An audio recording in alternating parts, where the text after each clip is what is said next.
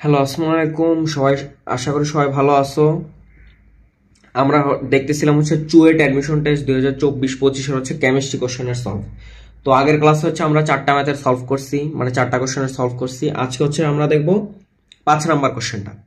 তো CUET admission test 24-25 দেখলাম chemistry থেকে ভালোই ম্যাথ আসছে, মানে ম্যাক্সিমামই দেখি ম্যাথ আসছে, মানে তোমার টিপিক্যাল কোশ্চেনের থেকে ম্যাথ আসছে বেশি আর কি, যেহেতু রিটেন এক্সাম। তো চলো শুরু করা যাক 5 নাম্বার ম্যাথটা।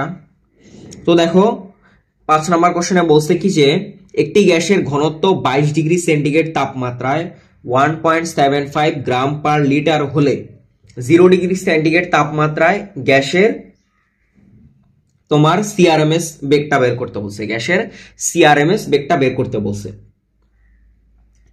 তো শুরুতে হচ্ছে দেখো আমরা সিআরএমএস এর সূত্রটা কি জানি, C of R M S. C of R M S এর সূত্রটা আমি কি জানি যে √3RT by capital M, √3RT by capital M. এখানে সব কি এসআই এককে। তো তোমাকে বলছে কি যে 0 ডিগ্রি সেন্টিগ্রেড তাপমাত্রায় গ্যাসের সিআরএমএস বেগটা। তো 0 ডিগ্রি সেন্টিগ্রেড তাপমাত্রায় তো তুমি টি জানো, আর তো তুমি অবশ্যই জানো এটা একটা কনস্ট্যান্ট। 3 তো 3, আর এম তার মানে কি তোমার ক্যাপিটাল এমটা হচ্ছে লাগবে। তোমার ক্যাপিটাল এমটা তোমার হচ্ছে লাগবে এই ক্ষেত্রে। তো ক্যাপিটাল এমটা আমরা কিভাবে বের করব দেখো, আমরা ডিরেক্ট একটা সূত্র জানি না যে তোমার পিভি ইজ ইকুয়াল টু কি NRT. PV is equal to কি এনআরটি। এটাকে আবার আমরা ভাঙায় কি লিখতে পারি, W by capital M R T. W by capital M R T, PV is equal to কি তোমার W by M capital R T. এখন আমাকে হচ্ছে এমটা বের করতে হবে, তাহলে এম এর ভ্যালুটা কি হবে তোমার W by PV into R T. M এর ভ্যালু তাহলে কি হবে W by PV into R T. এখন দেখো তোমার গ্যাসের হচ্ছে কি দেওয়া আছে, ঘনত্ব দেওয়া আছে। গ্যাসের কি দেওয়া আছে, ঘনত্বটা দেওয়া আছে। এখন দেখো ঘনত্বটা তুমি কিভাবে বের করবে, আমরা সূত্রটা ছোটবেলায় পড়ছি না যে রো ইজ ইকাল টু কি এম বাই ভি। এটা কিন্তু ক্লাস 9 থেকে বা 8 থেকে সবাই পড়ছো আর কি। মানে কোনো একটা নির্দিষ্ট আয়তনের বস্তুর তোমার প্রতি একক মিটার কিউবে যত গ্রাম দ্রব থাকে সেটা হচ্ছে তোমার কি ঘনমাত্রা। তো দেখো ডাব্লিউ বাই ভি কে আমরা কি লিখতে পারি তাহলে rho rho rho R T by P. এই যে rho R T by P, rho R T by P. তাহলে এটা আমরা এইভাবে লিখতে পারি rho R T by P. এখন দেখো এখন এই সবগুলাকে আমরা যে কোনো একটা ফরম্যাটে নিয়ে যাব। দেন হচ্ছে তোমার এই ক্যাপিটাল এমটা এসআই এককে হবে, টিটা কেলভিন এককে, আরটা হচ্ছে এসআই এককে। এখানে সবকিছু এসআই এককে। তো আমরা হচ্ছে তোমার এটা যে কোনো ফরম্যাটে নিতে পারি, দেন ওটাকে আমরা এসআই এ কনভার্ট করে নিব। তো এম এর ভ্যালু আমরা যদি তোমার এককে নেই, লিটার এটিএম এককে নেই তোমার মানে সবগুলা, তাহলে আমরা এম এর ভ্যালুটা পাবো গ্রামে। তাহলে দেখো এখানে রোটা কত দেওয়া ছিল 1.75 গ্রাম পার লিটার, তাহলে 1.75 আমরা রো এর ভ্যালুটা লিখলাম। এরপর আর এর ভ্যালুটা আমরা কিসে নিব, লিটার এটিএম এ। যেহেতু এখানে লিটার আছে তাহলে লিটার এটিএম এ যদি আমরা নেই তাহলে কত আসে 0.0821। আর তাপমাত্রা কি কেলভিনে, তাপমাত্রা কেলভিনে। এই যে দেখো এটাকে আমরা 0 ডিগ্রিটা নিব না 22 ডিগ্রিটা নিব, অবশ্যই 22 ডিগ্রিটা নিব। কারণ দেখো একটি গ্যাসের ঘনত্ব 22 ডিগ্রি সেন্টিগ্রেড তাপমাত্রায়, একটি গ্যাসের ঘনত্ব 22 ডিগ্রি সেন্টিগ্রেড তাপমাত্রায়, এটা কিন্তু 0 ডিগ্রি সেন্টিগ্রেড তাপমাত্রায় না। 0 ডিগ্রি সেন্টিগ্রেড তাপমাত্রা হচ্ছে তোমাকে চাইছে CR of R N S বেগটা। তাহলে এখানে কত 22 ডিগ্রি সেন্টিগ্রেড তাপমাত্রা, তার মানে কত 22 plus 273, 22 plus 273 divided by P. পিটা কি হবে তোমার এটিএম এ, পিটা কত কি হবে তোমার এটিএম, এই যে এটিএম। তাহলে তোমার দেখো 0 ডিগ্রি সেন্টিগ্রেড তাপমাত্রায় চাপ কত থাকে 1 এটিএম, তাহলে এটা আমরা ডিরেক্ট লিখবো 1। তাহলে এটা যদি আমরা ক্যালকুলেটর হিসাব করি তাহলে কত আসে দেখো 1.75 ইন্টু 0.080821 ইন্টু 22 প্লাস 273। তাপমাত্রা সবসময় কেলভিনে নিতে হবে, ডিভাইডেড বাই 1 তো দিলেও যা না দিলেও যা। তাহলে এই ক্ষেত্রে দেখো কত আসতেছে তোমার 42.384। এইটা এই যে তোমার পারমাণবিক ভরটা যে পাইলা, পারমাণবিক ভরটা যে পাইলে এটা তুমি কিসে পাইছো, এটা তুমি হচ্ছে পাইছো গ্রাম পার মোল, গ্রাম পার মোল, গ্রাম পার মোল। তো পরীক্ষার হলে কেউ যদি শুধু এখানে ক্যাপিটাল এম এর জায়গায় শুধু যদি গ্রাম দিয়ে আসো তাহলে সেটা কিন্তু ভুল, তোমাকে অবশ্যই দিতে হবে কি গ্রাম পার মোল। গ্রাম কোনটা, সেটা হচ্ছে তোমার ডাব্লিউ, এই যে এম, এই যে স্মল এম সেটা হচ্ছে তোমার গ্রাম, বাট ক্যাপিটাল এম এটা কিন্তু গ্রাম পার মোল। তাহলে আমাদের যে তোমার এই যে C of R M S এর যে এখানে নিতে হবে, এটাতে কিন্তু সব এসআই এককে, তাহলে এখানে আমাদের কি আকারে নিতে হবে, কেজি পার মোল, এখানে আমাদের কি আকারে নিতে হবে, কেজি পার মোল। তাহলে এটা আমরা এইভাবে লিখতে পারি না, 42.384 into 10⁻³ kg per mole, kg per mole, kg per mole, kg per mole. তাহলে এখন হচ্ছে আমরা direct C of R M S এর ভ্যালুটা বের করবো। তাহলে C of R M S এর ভ্যালুটা কি, √3RT/ক্যাপিটাল। তাহলে √3 ইন্টু আর এর ভ্যালু এসআই তে কত হবে, 8.314 জুল পার মোল পার কেলভিন। টেম্পারেচার কত ডিগ্রি সেন্টিগ্রেড তাপমাত্রা আছে, 0 ডিগ্রি সেন্টিগ্রেড তাপমাত্রায়। 0 ডিগ্রি সেন্টিগ্রেড মানে কত, 273 কেলভিন। আর তোমার এম এর ভ্যালুটা কত হবে, 42.384 ইন্টু 10⁻³ অবশ্যই এটা কিসে হবে, কেজি পার মোল এককে। তাহলে এই ক্ষেত্রে দেখো C of R M S এর ভ্যালুটা আমাদের কত আসতেছে, 400.816 মানে 400 মিটার পার সেকেন্ড। এটা হচ্ছে তোমার তাহলে এসআই এককে একদম C of R M S এর বেগটা পেয়ে গেল। এই যে দেখো √3 তারপরে হচ্ছে আর 8.314 into T 273 kelvin, 0 degree centigrade তাপমাত্রায় সি অফ আর এম এসটা চাইছে তোমার কাছে। আর হচ্ছে তোমার 42.384, এটা হচ্ছে তোমার কি মেইন এই যে কেজি পার মোল এককে যেটা আমরা নিলাম। আর তোমার হচ্ছে 10⁻³ মানে কেজি, এই যে আগে ছিল গ্রাম সেখানে আমরা কেজিতে নিয়ে নিছি। তাহলে অ্যান্সারটা কত আসে তোমার, C of R M S এর ভ্যালুটা 8168 metre per second, metre per second. তাহলে এটা হচ্ছে তোমার অ্যান্সার 400.8168। তাহলে এটা আশা করি সবাই পারছো, একদম ইজি কিন্তু। দেখছো যে তোমার ঘনত্বটা তুমি জানো, আরটা তুমি জানো, টিটা তুমি জানো, পিটাও তুমি জানো, এখন তোমার এমটা বের করতে হবে। দেখছো কত ইজি, মানে এটা আর কি ইজি ছিল আর কি, মানে একটু স্ট্যান্ডার্ড টাইপের, মানে তোমার বোর্ডের জন্য তোমরা মোটামুটি এই টাইপের ম্যাথগুলো করে আসছো আর কি সবাই। তো এখন আমরা হচ্ছে পরের ম্যাথে আসি। এইটা তো একদম ইজি ছিল, মানে তোমার এই চ্যাপ্টার 3 আর কি মৌলের পর্যাবৃত ধর্মে হচ্ছে যখন তোমরা মৌলের শিখা পরীক্ষা দেখছো সেখানে হচ্ছে তোমার ডিরেক্ট এভাবে আর কি বলা ছিল, যে বলছে যে দেখো কোশ্চেনটা বলছে কি যে শিখা পরীক্ষায় calcium 2+, sodium plus, potassium plus, copper 2+ এবং Pb2+ কিরূপ বর্ণ প্রদর্শন করে। তো আমরা সবাই জানি যে ক্যালসিয়াম 2+ কি, ইটের ন্যায় লাল। ক্যালসিয়াম 2+টা কি তোমার ইটের ন্যায় লাল। এটা সবাই একটু মনে রাখো, ঠিক আছে?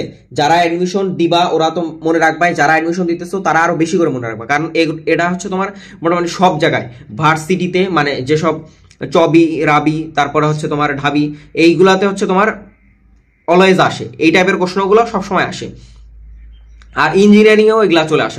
তোমরা বুয়েটের রিটেনে তো আগে দেখছো যে বুয়েটের রিটেনে এই টাইপের প্রশ্ন আগে অনেক আসছে, যা জাস্ট তুমি দেখছো এই ম্যাথটা করতে তোমার 10 মার্ক পাইতে তোমার 1 মিনিট বা 2 মিনিট লাগবে সর্বোচ্চ। তুমি জাস্ট বর্ণগুলা লিখে দিয়ে আসবে। আর তোমার যদি মনে না থাকে সামহাও, তোমার লাক খারাপ থাকলে, তাহলে তোমার এই যে দেখতেছো যে জাস্ট এই একটা না পারার কারণে তোমার মানে সিরিয়াল অনেক পিছায় যাবে, মানে 10 মার্ক তোমার হাত থেকে নাই আর কি। তো ক্যালসিয়াম 2+ কি হবে, ইটের ন্যায় লাল। ক্যালসিয়াম 2+ কি, ইটের ন্যায় লাল। আর সোডিয়াম প্লাস কি, সোডিয়াম প্লাস হচ্ছে তোমার সোনালী হলুদ। সোডিয়াম প্লাস হচ্ছে সোনালী হলুদ, এটা সবাই মুখস্থ রাখো। আর পটাশিয়াম প্লাস কি, বেগুনি। পটাশিয়াম প্লাস কি, বেগুনি বর্ণ প্রদর্শন করে শিখা পরীক্ষায়। পটাশিয়াম প্লাস কি, বেগুনি। আর কপার 2+ কি, কপার 2+ হচ্ছে তোমার নীলাভ সবুজ। নীলাভ সবুজ। এখন দেখো তোমার লাস্টেরটা বলছে কি যে Pb2+ এরটা কি হবে, Pb2+ এরটা হবে হচ্ছে তোমার Pb2+ শিখা পরীক্ষায় কোন ধরনের বর্ণ প্রদর্শন করে। Pb2+ আসলে কোনো বর্ণ প্রদর্শন করে না। Pb2+ কোনো বর্ণই প্রদর্শন করে না। Pb2+ কি কোনো বর্ণই প্রদর্শন করে না। Pb2+ কি কোনো বর্ণই প্রদর্শন করে না। তো এটা সবাই একটু মুখস্থ রাখো যে ক্যালসিয়াম 2+ কি ইডেনায় লাল, সোডিয়াম প্লাস কি তোমার সোনালী হলুদ, পটাশিয়াম প্লাস কি বেগুনি, কপার 2+ কি নীলাভ সবুজ, আর Pb2+ কি কোনো বর্ণই প্রদর্শন করে না। Pb2+ কি তোমার কোনো বর্ণই প্রদর্শন করে না। তো এখন হচ্ছে আমরা পরের ম্যাথে আসি। তো পরের ম্যাথটা দেখো বলছে কি যে কেমিস্ট্রির ক্ষেত্রে এইটা মোটামুটি আনকমন একটা কোশ্চেন ছিল। নর্মালি এই টাইপের ম্যাথগুলা অ্যাডমিশন টেস্টে একটু কম আসে, বাট এবার দিয়ে দিছে আর কি। এই টাইপের ম্যাথগুলো নর্মালি অ্যাডমিশন টেস্টে একটু কম আসে, বাট দিয়ে দিছে এবার আর কি। তো চলো সলভ করা যাক। তো এটার ক্ষেত্রে দেখো বলছে কি যে তোমার যে কোনো একটা প্রথম ক্রম বিক্রিয়ার 30% যদি 30 মিনিটে সম্পন্ন হয় তবে 70% সম্পন্ন হতে কত টাইম লাগবে। 30% যদি 30 মিনিটে সম্পন্ন হয় তাহলে 70% সম্পন্ন হতে কত টাইম লাগবে। তো এই ম্যাথটা করতে হবে তোমার মেইনলি বিক্রিয়ার হার ধ্রুবক ইউজ করে, বিক্রিয়ার হার ধ্রুবক ইউজ করে। তো যে কোনো এটা বই একটা ডিরেক্ট সূত্র দেওয়া ছিল। তো যে কোনো একটা বিক্রিয়ার ক্ষেত্রে হার ধ্রুবক, যে কোনো একটা বিক্রিয়ার ক্ষেত্রে হার ধ্রুবক কে এর ভ্যালুটা কি তোমার 2.303/t into log of C0 by C of t, log of C0 by C of t। এখন দেখো প্রথম ক্রম বিক্রিয়ার ক্ষেত্রে কত পার্সেন্ট তোমার 30% সম্পন্ন হয়, কত মিনিটে 30 মিনিটে, কত মিনিটে সম্পন্ন হয় 30 মিনিটে, কত মিনিটে 30 মিনিটে সম্পন্ন হয়, তাহলে টিটা কত তোমার 30 মিনিট, এটা তুমি জানো শুধুমাত্র টি। এখন দেখো C0, এখন দেখো কোনো একটা প্রথম ক্রম বিক্রিয়ার ক্ষেত্রে তোমাকে বলে দিছে যে 30% সম্পন্ন হয়, তার মানে তোমার আগে কি কোনো কিছু সম্পন্ন হয়েছে না, তার মানে আমি ধরে নিচ্ছি যে শুরুতে বিক্রিয়ার হচ্ছে 100% ছিল, 30 মিনিটের মধ্যে 30% সম্পন্ন হয়ে গেছে, তার মানে শুরুতে হচ্ছে C0 আমি ধরে নিব 100। এখন C অফ t 30 মিনিট পরে আমার বিক্রিয়ার বাকি থাকবে কতটুকু তোমার 100 মাইনাস কত পার্সেন্ট সম্পন্ন হয়েছে 30%, তাহলে 100 মাইনাস 30 কত 70, 100 মাইনাস 30 কত হয় 70। এখন দেখো এটা যদি আমরা লিখি 2.303 ডিভাইডেড বাই কত তোমার 30 মিনিট ইন্টু লগ অফ C0টা কত ছিল 100 বাই 70। এখন এটা হচ্ছে আমরা ডিরেক্ট ক্যালকুলেটরে সলভ করব।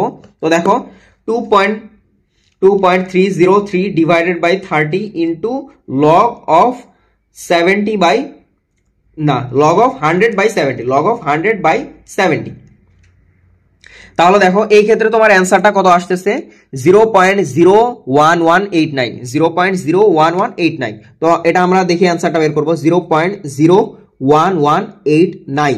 এটা হচ্ছে আমাদের বিক্রিয়ার হার ধ্রুবক কে এর ভ্যালুটা, এটা হচ্ছে আমাদের বিক্রিয়ার হার ধ্রুবক। প্রথমে হচ্ছে আমরা এই যে 30% সম্পন্ন হয়েছে 30 মিনিটে, এই যে কনসেপ্টটাকে কাজে লাগে আমরা বিক্রিয়ার হার ধ্রুবকটা বের করব। এখন দেখো এটার এককটা কি হবে 2.303, এটা একটা constant, log C0 by CT। দেখো এখানে কিন্তু সবগুলাই কনস্ট্যান্ট, আর টাইম টি যে ছিল 30 মিনিট, তার মানে কি এটার তোমার ইয়াটা কি হবে মিনিট ইনভার্স 1, কারণ দেখো এখানে হচ্ছে মিনিট ছিল, তাহলে তুমি যখন নিচে লিখবা তাহলে মিনিট ইনভার্স 1 না, অথবা 1/মিনিট তুমি মানে বিক্রিয়ার হার ধ্রুবককে এটা তুমি এইভাবে লিখতে পারো। এখন দেখো আমরা সেকেন্ড আরেকটা কেসে যাব। সেকেন্ড আরেকটা কেসে সেখানে বলছে কি যে 70% সম্পন্ন হইতে কত সময় নিবে, 70% সম্পন্ন হইতে তোমার কত সময় নিবে। এখন দেখো সেকেন্ড কেসে আমরা যাব, সেকেন্ড কেসেও ঠিক একই সূত্র, বিক্রিয়ার হার ধ্রুবক আমরা ধরলাম কে। এখন দেখো 2.303 divided by T into log C0 by CT, log C0 by CT। এখন দেখো যখন 70% সম্পন্ন হওয়ার কথা বলছে, যখন কত 70% তোমাকে সম্পন্ন হওয়ার কথা বলছে, তখন দেখো বিক্রিয়ার আদিতে কত ছিল C0 মানে কি একদম আদিতে, অর্থাৎ বিক্রিয়া শুরু করার আগে যখন 100% অবস্থিত ছিল, তার মানে কি C0টা কি তোমার 100, C0টা কি তোমার 100। এখন তোমাকে বলছে কি যে বিক্রিয়ার 70% সম্পন্ন হইতে, তার মানে C অফ t এটা কত হবে 100 মাইনাস 70। এখন আগে হচ্ছে তোমার 30% সম্পন্ন হওয়ার কথা বলছিল, এখন হচ্ছে তোমাকে বলছে 70% সম্পন্ন হওয়ার কথা, তার মানে বাকি আছে কত 30%, তার মানে 30।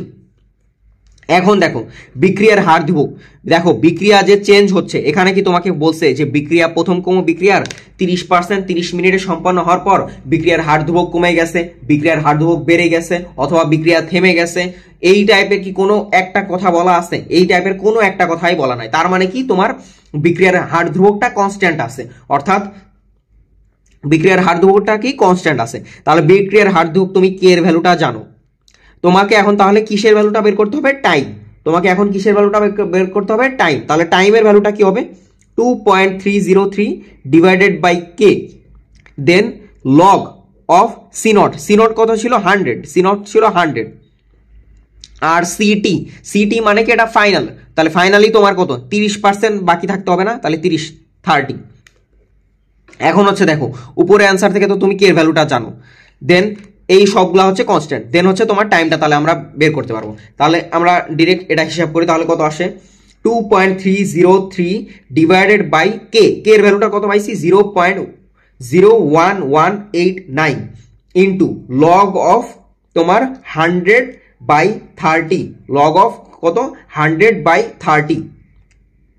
তাহলে দেখো এই ক্ষেত্রে আমার অ্যান্সারটা কত আসতেছে? এই যে এই ক্ষেত্রে আমার অ্যান্সারটা কত আসতেছে? 101.277, মানে 101.277, এই যে 101.2775 এত মিনিট, এত মিনিট। তাহলে এটাই হচ্ছে আমার অ্যান্সার। তো এই ম্যাথটা মোটামুটি আনকমন ছিল, বাট ইজি আর কি, যারা মোটামুটি সূত্রটা জানো। এই যে K is equal to 2.303/t log C naught by Ct, তারা তো মোটামুটি এটা দ্রুতই সলভ করে দিয়ে আসতে পারবা, বাট এটা আনকমন একটা ম্যাথ। এবারের চুয়েট অ্যাডমিশন টেস্টে আমি বলবো যে কোশ্চেনটা একদম স্ট্যান্ডার্ড প্রকৃতির হয়েছে। এই তোমার কোশ্চেনগুলো সলভ করে দেওয়ার পরে, সবগুলো সলভ করানোর পরে একটা কোশ্চেন রিভিউ দিব যে কিভাবে তোমাকে এখন থেকেই প্রিপেয়ার্ড হইতে হবে। কারণ হচ্ছে এই যে এই টাইপের আনকমন কোশ্চেন, তারপরে কোশ্চেনগুলো কিন্তু একদম ইজিও দেয় নাই, মানে তোমার বইয়ের হচ্ছে তোমার বেছে বেছে পড়তে হবে, মানে ইঞ্জিনিয়ারিং প্রিপারেশনটা নিয়ে আসতে হবে মানে এক্সাম দেওয়ার জন্য। তুমি হুবহু মানে শুধু বইয়ের ম্যাথ করে গেলা এরকম কিন্তু না। তো সবার জন্য শুভকামনা। আসসালামু আলাইকুম। তোমাদের রুয়েট অ্যাডমিশন টেস্টের জন্য কিন্তু এগুলা ম্যাথ ইম্পর্টেন্ট। তো রুয়েটের জন্য এই কেমিস্ট্রির যে 2টা ক্লাস নিলাম, তোমরা রুয়েটের জন্য ভালোভাবে প্রিপারেশন নাও, কারণ রুয়েটে কিন্তু এই টাইপের ম্যাথগুলো আসতে পারে। এই টাইপের ম্যাথগুলা তোমার শর্ট সিলেবাসের বাইরেও পড়ে, শর্ট সিলেবাসের বাইরে, বাট তোমার ইঞ্জিনিয়ারিং কোশ্চেন ব্যাংকে কিন্তু আসে, ইঞ্জিনিয়ারিং কোশ্চেন ব্যাংকে আসে, প্লাস অ্যাডমিশনও চলে আসে। তো এই ম্যাথগুলো অনেক বেশি ইম্পর্টেন্স দিবা, অনেক বেশি ইম্পর্টেন্স দিয়ে পড়বা। সবার জন্য শুভকামনা।